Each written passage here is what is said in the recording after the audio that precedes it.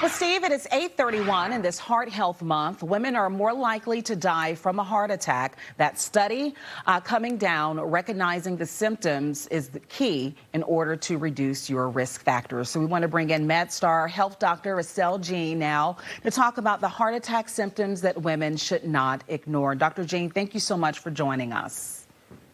Good morning, Marissa. Thanks for having me on today. And as you alluded, heart disease is the leading cause of death for women, and it's so important that we continue to raise awareness on this important topic. Why is that the case that women are so, I guess, disproportionately impacted by heart attacks and heart disease in general? Yeah, I mean, for one, the risk factors, right? So we know high blood pressure, diabetes, as well as cholesterol can increase our risk. But what's really concerning, though, is a lot of times women just don't recognize the symptoms. We know, unfortunately, that a woman suffers a heart attack every 90 seconds, but they are less likely compared to men to present in a timely manner. There's a greater delay, and a big part of it is that sometimes the symptoms of chest pain and left arm pain aren't always experienced in women. Women, on the other hand, though, are more likely to experience some of those atypical or non-common symptoms that it's important that they're aware of. How should you look at these symptoms? Because there are some women who say, I get the occasional, change that you just described. Should we be looking at the frequency, the duration, or even the severity of it to know that, hey, I should probably see a doctor this time? The first thing I tell patients is if you're not sure about your symptoms, just seek medical evaluation, because unfortunately, sometimes women try to figure it out on their own, which again can lead to more of the lag in symptoms.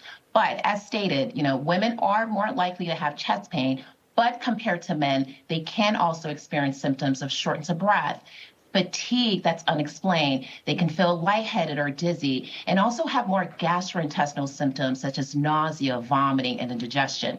And another key distinction, women can experience more of their discomfort in the upper portion of their chest or their back, as well as their neck and jaw. And so it's really first and foremost recognizing that it can be me as well, because there's still a big gap where about 50% of women just don't necessarily think that heart disease is their number one risk factor. Gosh, we have to change that. What are the treatment options?